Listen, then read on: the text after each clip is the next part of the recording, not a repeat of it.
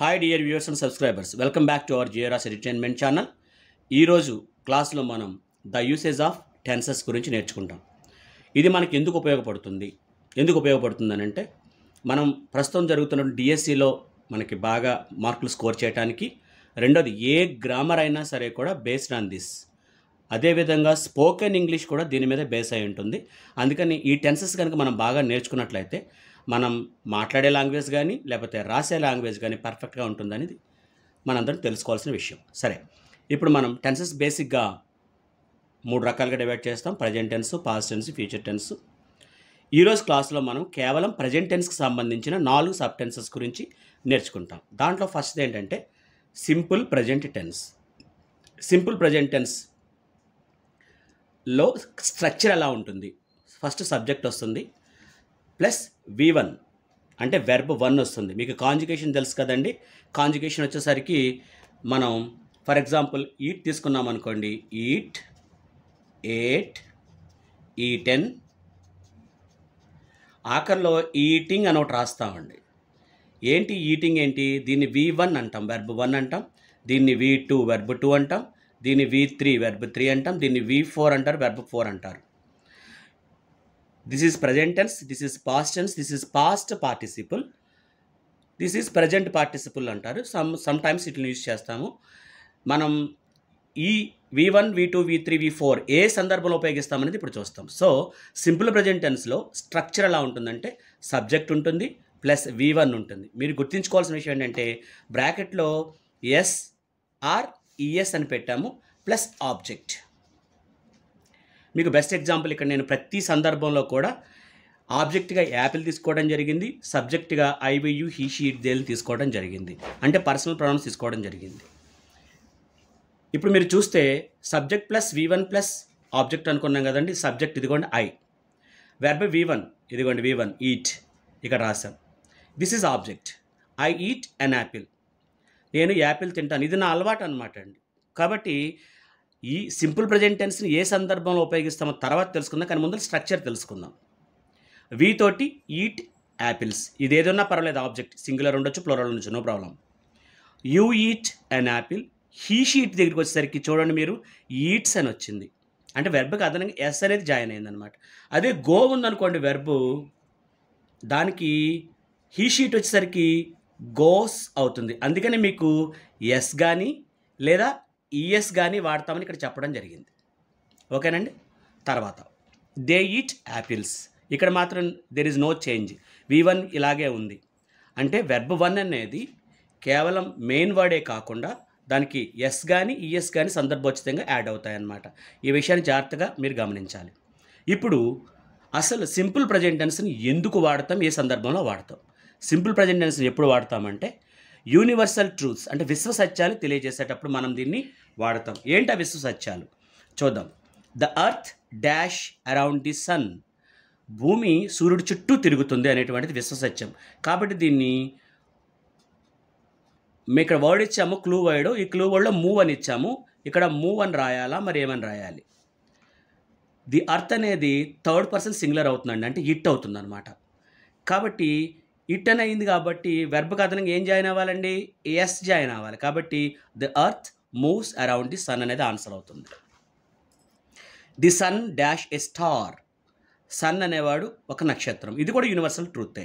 ఇక్కడ be form ఇచ్చాము. మీరు గుర్తుపెట్టుకోవాల్సిన విషయం ఏంటంటే ముందు మీరు బీ ఫామ్స్ కొని తెలుసుకోవాలి. ఏంటయ్యా be forms? Is, am, are, ఇది ప్రజెంట్ టెన్స్లో వాడుకుంటాము. వస్, వర్, ఇది పాస్ట్ టెన్స్లో వాడుకుంటాము. బీ, బీన్, బీయింగ్, ఇవి సందర్భోచితంగా వాడుకుంటాం మనం. ఈ 8 కూడా ఇక్కడ మెన్షన్ చేసిన 8 కూడా మనం బీ ఫామ్స్గా చెప్పుకుంటాం. ఇవే కాకుండా ఇంకా చాలా ఉంటాయి, డూ ఫామ్స్, బీ ఫామ్స్ ఇలా ఉంటాయి, హ్యావ్ ఫామ్స్ అని. సో ఇక్కడ మీకు కావాల్సింది ఏంటంటే be form. The sun dash a star, సూర్యుడు ఒక నక్షత్రం. ఇది యూనివర్సల్ ట్రూత్ అని తెలిసినప్పుడు ఇక్కడ బీ ఫామ్లో ఈజ్ వాడాలా, యామ్ వాడాలా, ఆర్ వాడాలా, లేకపోతే ఈ 3 సెట్స్లో ఏది వాడాలి అంటే this sun simple present tense అనుకున్నాం. సింపుల్ ప్రజెంట్ టెన్స్ కాబట్టి ప్రజెంట్ టెన్స్లో వాడుకోవాల్సినవి ఇవి అనమాట అండి. ఈజ్ కానీ, యామ్ కానీ, ఆర్ కానీ. మరి ఈ 3 ఏది వాడాలి? ఈజ్ వాడాలా, యామ్ వాడాలా, ఆర్ వాడాలా? ది సన్ అనేది థర్డ్ పర్సన్ సింగులర్ ఇట్ కాబట్టి ఇక్కడ ఈజ్ ఏ స్టార్ అని వాడాలన్నమాట. ఓకేనండి. Water dash at 100 degrees Celsius. నీరు అనేది 100 degrees Celsius వద్ద బాయిల్ అవుతుంది, మరుగుతుంది లేదా ఆవిరవుతుంది. ఈ సందర్భంలో మనం ఏం చేస్తాం? Water boils at 100 degrees Celsius. ఇది సింపుల్ ప్రెజెంట్ సంబంధించి. ఇంకా కొన్ని రూల్స్ ఉన్నాయి, తర్వాత చూద్దాం. రూల్ నెంబర్ 2 చూద్దాం. హ్యాబిచువల్ యాక్షన్స్ అంటే అలవాటు ప్రకారంగా చేసే పనులు తెలియచేయడానికి ఈ టెన్స్ని వాడతాం. ఇక్కడ చూడండి example, Raju dash to school regularly. Go అనే వెర్బ్ ఇచ్చాము. మీరు గమనించాల్సింది ఏంటంటే ఇక్కడ పదం రెగ్యులర్లీ అని రావడం జరిగింది. రెగ్యులర్గా జరుగుతుందంటే ఇది ఏంటండి? అలవాటు ప్రకారంగా జరిగేదే కదా. కాబట్టి ఇటువంటి హింట్ క్లూ వర్డ్స్ ఉంటాయి. మీకు లాస్ట్లో క్లూ వర్డ్స్ ఏమి వస్తే ఏం రాయాలని నేను చెప్తాను. బట్ ఇక్కడ మాత్రం హ్యాబిచువల్ యాక్షన్ అంటే ఏంటో మీకు తెలియజేశాను. రాజు గోస్ టు స్కూల్ రెగ్యులర్లీ. రాజు రోజు బడికి వెళ్తాడు కాబట్టి అది అలవాటు కాబట్టి ఇక్కడ గోస్. తర్వాత రూల్ నెంబర్ 3 అనౌన్స్మెంట్స్, ప్రకటనలు తెలియజేసేటప్పుడు. మనకి రైల్వే స్టేషన్లో కానీ లేకపోతే ఎక్కడైనా ఒక షాప్ ముందు కానీ ఏదైనా ప్రకటన తెలియజేసేటప్పుడు ఉంటుంది. The train dash at 9 AM. Train 9ంటికి వస్తుంది అని ఉన్నప్పుడు అరైవ్స్, థర్డ్ పర్సన్ సింగులర్ కాబట్టి అరైవ్స్ అని రాస్తాం అనమాట. తర్వాత చాలా important rule this one. Rule number 4 జ్ఞానేంద్రియాలు చేసే పనులు. I am smelling, I am tasting, I am seeing, I am hearing అని రాయకూడదండి. Only smell, taste, see, hear అనే రాయాలి, గుర్తుపెట్టుకోండి. అలాగే ఫీలింగ్స్కి సంబంధించిన పదాలు love, hate, like, prefer, need, want. I yam wanting, I am loving, I am hating ఇటువంటి పదాలు వాడకూడదు. ఆ సందర్భం వస్తే I like, I hate, I love, I prefer అనే వాడాలి కానీ ఐ యామ్ ప్రిఫరింగ్ అని కానీ మనం వాడకూడదు.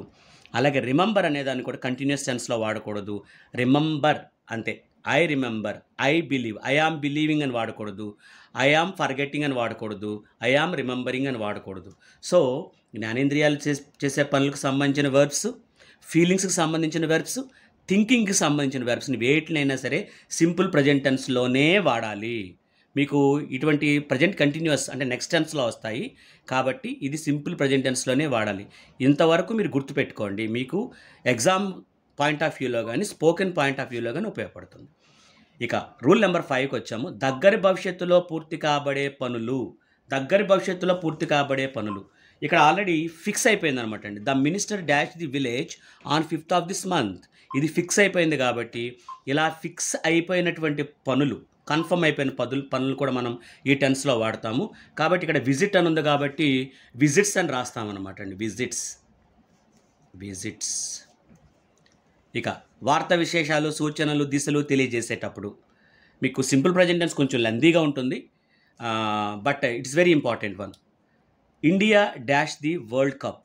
ఇక్కడ విన్ అని ఇవ్వటం జరిగింది, ఇక్కడ విన్స్ అని మనం రాస్తాం. ఎప్పుడూ మనకి సెంటెన్సెస్లో కేవలం మనకి డిక్లరేటివ్ సెంటెన్సెస్ మాత్రమే ఇస్తాడా? ఇంకే రకంగానే వస్తుంది. సెంటెన్స్ మీకు తెలుసు కదండి, సెంటెన్సెస్ 4 రకాలు. 1 declarative sentence, 2 interrogative sentence, 3 imperative sentence, 4 exclamatory sentence. So ఇక్కడ ఇది డిక్లరేటివ్ సెంటెన్స్లో మీకు ఇచ్చింది. ఇప్పుడు చూడండి ఒకసారి, dash right and go on. ఇక్కడ బ్రాకెట్లో టేక్ అని ఇవ్వటం జరిగింది. ఇప్పుడు దీన్ని మనం ఎలా రాస్తాము? ఇది ఒక సూచనకి సంబంధించింది. ఇది వార్తా విశేషం, ఇది సూచన.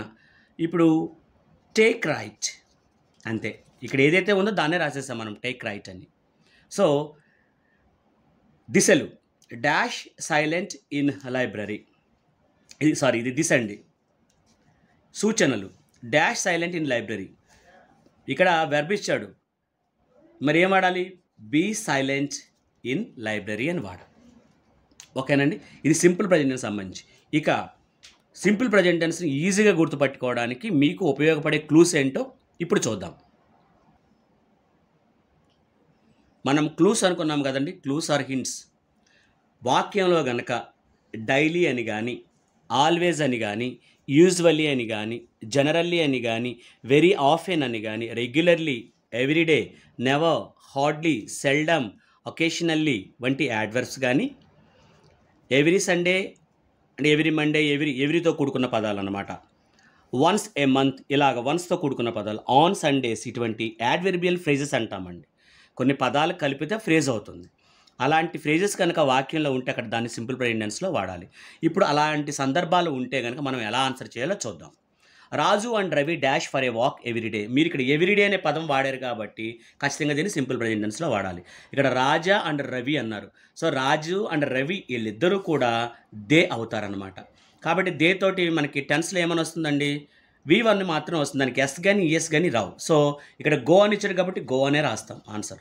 No problem. ఇచ్చిన వెర్బ్నే మనం యూస్ చేసుకోవచ్చు, ఎందుకంటే స్ట్రక్చర్ కాబట్టి. అది సెంటెన్స్ ఎప్పుడైనా సరే వెర్బ్ అనేది సబ్జెక్ట్ని ఫాలో అవుతుంది, అది మర్చిపోకూడదు. I dash her home very often. మీకు ఇక్కడ వెరీ ఆఫెన్ అనే పదం కనబడింది కాబట్టి ఇది సింపుల్ ప్రెజెంట్ టెన్స్లోనే వాడాలి. I visit. ఇక్కడ కూడా ఇచ్చిన వెర్బ్ని ఇచ్చినట్టే యాజ్ ఇట్ ఈస్గా వాడటం జరిగింది. They dash cricket regularly. ఇక్కడ దే డాష్ బ్రాకెట్లు ఇచ్చిన పదం ప్లే. దీన్ని కూడా మీరు యాజ్ ఇట్ ఈస్గా వాడుకుంటారు, ఎందుకంటే play, played, played, V1 play. They అనే సబ్జెక్ట్ కాబట్టి V1 మాత్రం వస్తుంది, ఎస్ కానీ ఎస్ కానీ జాయిన్ కావు. ఇక ఐ డాష్ మై ఇండియా. ఇక్కడ లవ్ అని ఇవ్వటం జరిగింది. I love my India. దీన్ని యాజ్ ఇట్ ఈస్గా రాయటం జరిగింది. మీరు గుర్తుపెట్టుకోండి, ఎప్పుడైనా సబ్జెక్ట్ ఏంటో చూసుకోండి, వెర్బ్ ఎలా దాన్ని ఫాలో అవుతుందో చూసుకోవాలి తప్ప ఇదే పదం వచ్చేసాడు తేడా ఏదో జరుగుద్దని మీరు అనుకోవడానికి లేదు. ఎప్పుడు మీకు ఇటువంటి గ్రామర్ పాయింట్స్లో ఉన్నటువంటి రూల్స్ మీరు పర్ఫెక్ట్గా తెలుసుకున్నప్పుడు. వి డాష్ స్వీట్స్. ఇక్కడ నాట్ లైక్ రెండు ఇచ్చాడు. ఇక్కడ స్ట్రక్చర్ చాలా ఇంపార్టెంట్. మీరు ఎప్పుడైనా గుర్తుపెట్టుకోండి, సింపుల్ ప్రెజెంట్ టెన్స్లో మనం సింపుల్ ప్రెజెంట్ టెన్స్లో రాసేటప్పుడు గుర్తుపెట్టుకోండి, ఇప్పుడు లైక్ ఉందనుకోండి, లైక్ని ఎలా డివైడ్ చేస్తామంటే డూ ప్లస్ లైక్ అనమాట. ఈ సపోర్టింగ్ వెర్బ్ డూ అనేది. అదే లైక్స్ అని ఉందనుకోండి, దీన్ని డస్ ప్లస్ లైక్ అని డివైడ్ చేస్తాం. Does plus like. లైక్డ్ అని ఉందనుకోండి, LIKED లైక్డ్ అని ఉందనుకోండి, దాన్ని డిడ్ ప్లస్ లైక్గా డివైడ్ చేస్తాం. సో లైక్ అని ఉంటే డూ, లైక్స్ అని ఉంటే డస్, అలాగే లైక్డ్ అని ఉంటే డిడ్. ఇది మీరు గమనించాలి. ఇప్పుడు ఎందుకు వి డాష్ స్వీట్స్ అని ఇచ్చాము, నాట్ ప్లస్ లైక్ రెండు ఉపయోగించి రాయాలి. కాబట్టి వి అనేది second person first person plural కాబట్టి దీంతో లైక్ అనేది దేనిగా డివైడ్ అవుతుందంటే do not like. Not like అని రాయకూడదండి, ఎప్పుడు డు నాట్ లైక్ అని రాయాలి, ఎందుకంటే వి అనే సబ్జెక్ట్ కాబట్టి డూ. అది ఇక్కడ సబ్జెక్ట్ కనుక హీ ఉందనుకోండి డజ్ అని వస్తుంది, షీ ఉందనుకోండి డజ్ అని వస్తుంది, అలా ఇట్ అని ఉందనుకోండి డజ్ అని వస్తుంది. మిగతా అన్ని సందర్భాల్లో డూ అని వస్తుంది. ఓకేనండి. Dash he dash milk daily. ఇది ప్రశ్న. మరి ప్రశ్న అడిగినప్పుడు ఎలా వస్తుంది? ఇందాక మనం చెప్పుకున్నాం, లైక్ అనే డ్రింక్ అనే పదాన్ని డివైడ్ చేస్తే do plus drink, do plus drink or does plus drink. ఇప్పుడు హీ అనేది వచ్చింది కాబట్టి ఇక్కడ డస్ ప్లస్ డ్రింక్గా మనం చెప్పుకోవాలి, డస్ ప్లస్ డ్రింక్. కాబట్టి does he drink milk daily. ఇది క్వశ్చన్ కాబట్టి అలా రాయాలి. Dash you dash me not remember. ఇది చాలా ఇంపార్టెంట్ యూసేజ్. ఒకవేళ కనుక దీంట్లో కొంచెం డిఫికల్ట్గా మిమ్మల్ని అడగాలనుకుంటే ఈ ప్రయోగం చేస్తారు ఖచ్చితంగా. ఇదేంటో చూద్దాం. Dash you dash me, yes ప్రశ్న ఇది, ప్లస్ నాట్తో కూడిన ప్రశ్న, అంటే negative interrogative sentence. Interrogative sentence negative sentence. సరే చూద్దాం ఎలాగో. మనం యూ అని వచ్చింది కాబట్టి ఖచ్చితంగా డూ అనేది వస్తుంది. మనవాళ్ళు చాలామంది డోంట్ యూ అని రాస్తారు. నో, అలా రాయకూడదు. Do you not remember. గుర్తుపెట్టుకోండి, చాలా important one. Do you not remember me. Question వచ్చినప్పుడు డైరెక్ట్ సెంటెన్స్లో అయితే డు నాట్ అని వచ్చేస్తుంది. ఇది ఎఫర్మేటివ్ సెంటెన్స్ కాబట్టి, అంటే డిక్లరేటివ్ సెంటెన్స్ కాబట్టి. కానీ ఇక్కడ మీరు చూస్తే ఇది నెగటివ్ సెంటెన్స్ పైగా ఇంటరాగేటివ్ సెంటెన్స్. అలా వచ్చినప్పుడు డూ తర్వాత సబ్జెక్ట్ వచ్చి నాట్ దాన్ని ఫాలో అవుతుంది అనమాట. అది జాగ్రత్తగా గమనించండి. ఇది సింపుల్ ప్రెజెంట్ టెన్స్కి సంబంధించిన సమాచారం. ఇప్పుడు సెకండ్ అయినటువంటి ప్రజెంట్ కంటిన్యూస్ టెన్స్ గురించి మనం నేర్చుకుందాం. ప్రజెంట్ కంటిన్యూస్ టెన్స్లో స్ట్రక్చర్ ఎలా ఉంటుంది? సబ్జెక్ట్, ఇదిగోండి సబ్జెక్ట్. యామ్, ఆర్, ఈజ్ అనే బీ ఫామ్స్ వస్తాయి, సపోర్టింగ్ వెర్బ్స్ వస్తాయి. చూడండి, ఐ తోటి యామ్ రాసాం, అలాగే హీ షీట్ తోటి ఈజ్ రాసాం, మిగతా అన్ని సందర్భాల్లో ఆర్ రాసాం. This is the structure in present continuous tense. ఇది మారదు. నెక్స్ట్ ఇక్కడ మనం చెప్పుకున్నాం V4 అని రాసాం. ఇందాక మనం కాంజుగేషన్ రాసినప్పుడు వెర్బ్కి అంటే V1కి ఇంగ్ జాయిన్ చేస్తే ఈటింగ్ అవుతుంది. కాబట్టి ఇందుకు ఈట్ అని వెర్బ్ ఇచ్చాం కాబట్టి ఈటింగ్ అయింది. ఇక ఆబ్జెక్ట్ అనేది మామూలే. This is the structure in present continuous tense. Let us come to the next rule. ఈ ప్రజెంట్ కంటిన్యూస్ సంబంధించి రూల్ ఏంటి? మనం మాట్లాడేటప్పుడు ఏదైనా చర్య జరుగుతూ ఉన్నట్లయితే దాన్ని ఈ టెన్స్లో తెలియచేస్తారు అనేది ఇచ్చాం. ఇది స్పోకెన్లో మనం ఉపయోగించుకోవటానికి, అలాగే గ్రామర్ చేసేటప్పుడు కూడా ఎగ్జామినేషన్ పాయింట్ ఆఫ్ వ్యూలో కూడా ఇది మనకు ఉపయోగపడుతుంది. This is very important rule. దీంట్లో మెయిన్ రూల్ ఇదే. ఇప్పుడు మనకి క్లూ వర్డ్స్ కావాలి కదండి, దాని ఇక్కడ నోట్ రూపంలో తెలియచేయడం జరిగింది. వాక్యం ప్రారంభంలో లుక్ కానీ, లిజన్ కానీ, హియర్ కానీ, డోంట్ డిస్టర్బ్ వంటి పదాలు, అలాగే వాక్యం చివరలో, వాక్యం ప్రారంభంలో ఈ పదాలు అనమాట అండి. వాక్యం చివరలో now, at present, at the moment వంటి పదాలు ఉన్నట్లయితే దానిని ఈ టెన్స్లో తెలియచేయాలి అనే రూల్ మనం చెప్పడం జరిగింది. చూద్దాం అవి ఎలా ఇస్తారు, ఎలా ఉంటాయి అనేది ఇప్పుడు చూద్దాం. చూడండి, I dash as a teacher at present. మీరు ఇక్కడ ఎట్ ప్రజెంట్ అనేది వాక్యం చివరిలో గుర్తించారు కాబట్టి దీన్ని మనం ప్రజెంట్ కంటిన్యూస్లో చెప్పుకోవచ్చు. సో ఐ కాబట్టి వర్క్ కాబట్టి ఐ ఆమ్ వర్కింగ్ అనేది ఆన్సర్ అవుతుంది. Next, we dash the TV now. ఇక్కడ నౌ అనే పదాన్ని వాక్యంలో గుర్తించారు. మీకు ఉన్న క్లూ ఇదే కాబట్టి వి ఆర్ వాచింగ్ అనేది మనం ఇక్కడ రాస్తాం. లుక్, చూడండి, మీరు చూడండి, look the birds dash in the sky. చూడండి, ఆ పక్షులు ఆకాశంలో ఎగురుతున్నాయి. మీనింగ్ అయితే ఇదనమాట. వాక్యం ప్రారంభంలో ఏముంది? లుక్ ఉంది కదా, కాబట్టి ఇక్కడ ప్రజెంట్ కంటిన్యూస్. ద బర్డ్స్ అని వచ్చింది, ప్లూరల్ కాబట్టి ఆర్ ఫ్లయింగ్. డోంట్ డిస్టర్బ్, ఆమెని డిస్టర్బ్ చేయకండి. షీ డాష్ హర్ హోంవర్క్ కాబట్టి షీ ఈజ్ డూయింగ్ అవుతుంది. చెప్పుకున్నాం కదండి, వాక్యం ప్రారంభంలో డోంట్ డిస్టర్బ్ అని ఉన్నట్లయితే. లిజన్, వినండి. సంబడి డాష్ ఎ సాంగ్, ఎవరో పాట పాడుతున్నారు. సంబడి సింగులర్ అని గుర్తుపెట్టుకోండి. సంబడి అంటే ఎవరో అని, ఇది ప్లోరల్ కాదు. సమ్మన్ అంటే ప్లోరల్ అని చాలామంది అనుకుంటారు, కానీ కాదు. ఎవ్రీబడి, ఎనీబడి, సంబడి వీళ్ళందరూ కూడా సింగులర్స్ అవుతాయి. కాబట్టి లిజన్, సంబడి ఈజ్ సింగింగ్. ఇప్పుడు చూడండి, what dash you dash at the moment. At the moment అని ఇక్కడ రాసాం. ఎట్ ది మూమెంట్ కాబట్టి ఇక్కడ ఇచ్చిన clue word at the moment కాబట్టి ప్రజెంట్ కంటిన్యూస్లో రాయాలి. కానీ ఇది క్వశ్చన్ సెంటెన్స్ అంటే interrogative sentence. What dash you కాబట్టి యూ అనేది సబ్జెక్ట్ కాబట్టి దీనికి సంబంధించిన సపోర్టింగ్ వెర్బ్ ఆర్.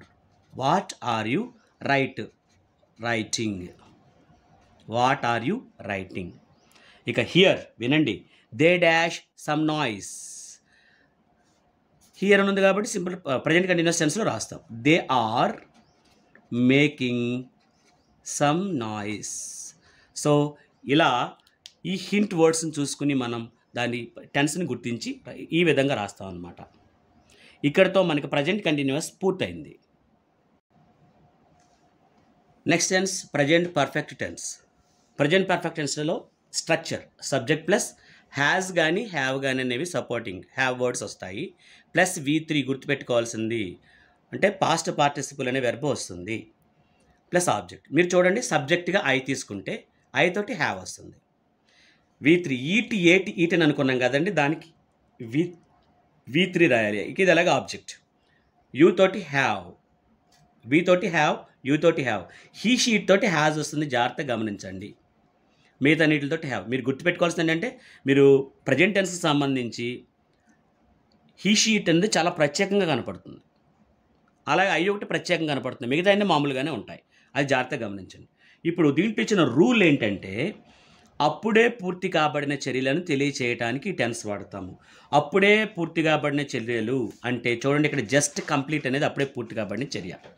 కాబట్టి ఐ డాష్ మై హోంవర్క్ కాబట్టి ఐ హ్యావ్ జస్ట్ కంప్లీటెడ్ అనేది ఆన్సర్ అవుతుంది. చూడండి, ఐ తోటి ఏమొస్తుంది? హ్యావ్ వస్తుంది. జస్ట్ అనే పదం కూడా మనం వాడుకోవాలన్నమాట.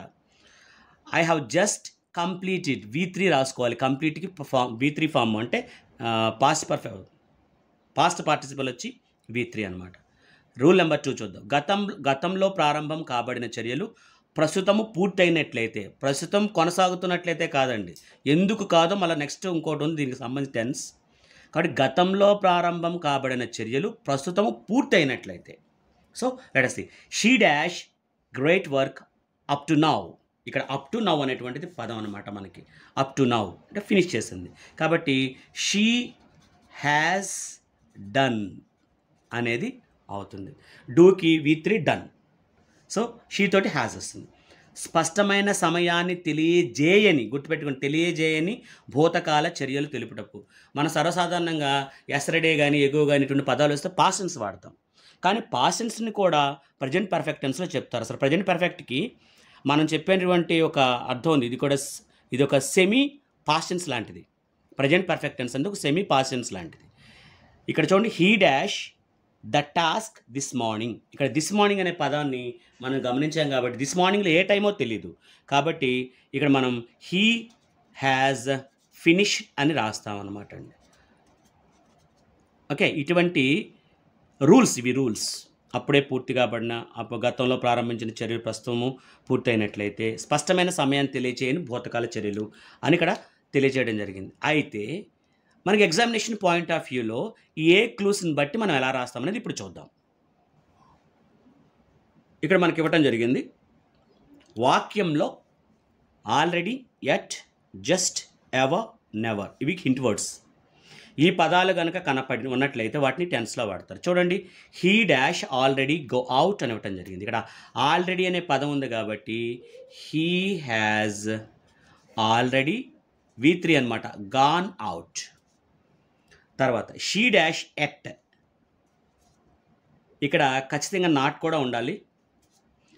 నాట్ ప్లస్ కమ్ ఇస్తాడు. She has not come. మీరు అనుకోవచ్చు ఇదేంటిది కమ్ రాస్తారు అని అనుకోవచ్చు. ఎందుకంటే కమ్కి V3 form come, came, come అండి. V3 కూడా కమ్మే కాబట్టి ఇక్కడ కమ్ అని రాశారు. ఓకేనండి. Dash you ever dash the Taj.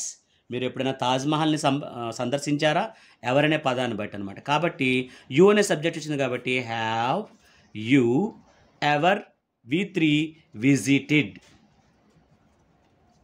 They dash never dash him. ఇక్కడ నెవర్ అనే పదం వచ్చింది కాబట్టి దీన్ని ప్రజెంట్ పర్ఫెక్ట్ టెన్స్లో రాయాలి. దే తోటి హ్యావ్ వస్తుంది కాబట్టి they have never met. V3 వచ్చి మెట్ అండి. జాగ్రత్తగా గుర్తుపెట్టుకోవాల్సిన అంశం. సో ఈ రకంగా ఈ హింట్ వర్డ్స్ కనుక మనకి సెంటెన్స్లో కనపడితే దాన్ని ప్రజెంట్ పర్ఫెక్ట్ టెన్స్లో వాడుకోవాలి. ఇక last but not the least present perfect continuous గురించి ఇప్పుడు నేర్చుకుందాం. ప్రజెంట్ పర్ఫెక్ట్ కంటిన్యూస్ టెన్స్లో స్ట్రక్చర్ ఎలా ఉంటుంది? సబ్జెక్ట్ ఇదిగోండి, తర్వాత హ్యావ్ కానీ హ్యాజ్ కానీ వచ్చి బీన్ అనేది అడిషనల్గా యాడ్ అవుతుంది. V4 అని రావడం జరిగింది. ఇక్కడ చూడండి, ఐ సబ్జెక్ట్, హ్యావ్ అని వస్తుంది అన్నాను కాబట్టి ఐ తోటి హ్యావ్ వస్తుంది. హీ షీట్కి హ్యాజ్, మిగతా అన్ని సందర్భాల్లో హ్యావ్. తర్వాత బీన్ అనేది మీరు గమనించాలి. ఈ బీన్ అనేది ఉండటం వల్లనే ఇది ప్రజెంట్ పర్ఫెక్ట్ నుంచి ప్రజెంట్ పర్ఫెక్ట్ కంటిన్యూస్గా మారింది. అంతేకాకుండా వెర్బ్కి ఇంకొచ్చి జాయిన్ అవుతుంది. దాన్ని మనం V4 అని చెప్పుకున్నాము. దీన్ని ప్రజెంట్ పార్టిసిపల్ అని కూడా అంటారు, లేకపోతే V1 ప్లస్ ఇంగ్ అని కూడా మీరు అనుకోవచ్చు, యాజ్ యూ లైక్ ఇట్.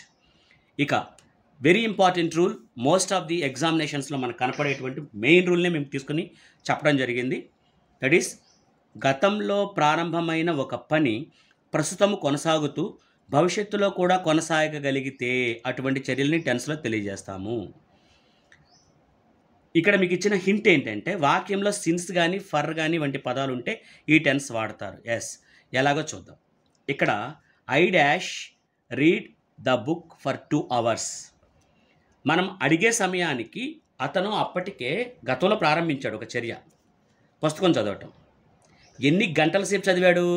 2 గంటల సేపు చదివాడు. 2 గంటల సేపు నుంచి చదువుతున్నాడని చెప్పాలి. అంటే ఇప్పుడు చదువుతున్నాడు, భవిష్యత్తులో కూడా ఇంకా చదువుతాడు, పూర్తి అవ్వలేదన్నమాట. కాబట్టి దాన్ని టెన్స్లో వాడతాం. కాబట్టి ఐ హ్యావ్ బీన్ రీడింగ్ అని రాయాలి. ఇక్కడ ఇచ్చిన హింట్ వర్డ్ ఏంటి? ఫర్ తర్వాత 2 hours. గుర్తుపెట్టుకోండి, ఫర్తో పీరియడ్ ఆఫ్ టైం వస్తుంది. సిన్స్ తోటి అయితే పాయింట్ ఆఫ్ టైం వస్తుంది. మిమ్మల్ని ఎగ్జామ్లో కూడా అడగచ్చు. సిన్స్ తర్వాత పాయింట్ ఆఫ్ టైం, ఫర్ తర్వాత పీరియడ్ ఆఫ్ టైం. 2 గంటల నుంచి, అందుకని 2 నుంచి కాదండి, ఇది 2 గంటల నుంచి చదువుతున్నాడు. సిన్స్ 2020 అంటే మీకు తెలుసు కండి 2020 నుంచి. ఇది చదువుతాం ఎలాగో. We dash chess since 2020. ఇది పాయింట్ ఆఫ్ టైం చెప్పాము. అంటే 2020 నుంచి మేము ఆడుతూనే ఉన్నాము, ప్రస్తుతము ఆడుతున్నాం, భవిష్యత్తులో కూడా ఆడతాం. కాబట్టి we have been playing. She dash the kite for 3 hours. ఇక్కడ కూడా ఫర్దర్ టైం ఇవ్వటం జరిగింది. 3 గంటలను తయారు చేస్తుంది, ప్రస్తుతం తయారు చేస్తూనే ఉంది, ఇంకొంచెం ఉంది, దాన్ని కూడా పూర్తి చేస్తుంది అనమాట. కాబట్టి she has been making. They dash freedom since 1947. వారు 1947 నుంచి, ఇక్కడ ఒక్కోసారి మీకు ఏమొస్తుందంటే సిన్స్ తర్వాత ఇది ఇవ్వకుండా దీని బదులు ఇండిపెండెన్స్ అని ఇస్తాడండి. ఇండిపెండెన్స్ మనకు తెలుసు, ఇండిపెండెన్స్ ఎప్పుడు వచ్చిందో 1947. కాబట్టి సిన్స్ తర్వాత ఇండిపెండెన్స్ ముందు సిన్స్ వాడచ్చు, అది మాత్రం గుర్తుపెట్టుకోండి. సిన్స్ ఎస్టర్డే అని కూడా వాడచ్చు. ఎస్టర్డే అనేది కూడా పాయింట్ ఆఫ్ టైమే. కాబట్టి ఇవి గుర్తుపెట్టుకోండి. So they have been enjoying. ఇవి మనకి ప్రజెంట్ టెన్స్కి సంబంధించినటువంటి 4 రకాలైన సబ్టెన్సెస్, వాటిలో ఒక ఉపయోగాలు. ఇంతకుముందు వీడియోని, ఇఫ్ కండిషన్ సంబంధించిన వీడియోని ఆదరించిన మీ అందరికీ ధన్యవాదాలు తెలియజేస్తున్నాను. అలాగే ఈ వీడియోని ఆదరించండి. మీకు మరిన్ని వీడియోలు నేను చేయడానికి నాకు ఇది కొంచెం బూస్టప్గా ఉంటుంది. మీ ఫ్రెండ్స్కి కూడా తెలియచేయండి. డిఎస్సి పాయింట్ ఆఫ్ వ్యూలో మీకు ఇవి బాగా ఉపయోగపడతాయని నా అభిప్రాయం. Please like, share and subscribe. Thank you.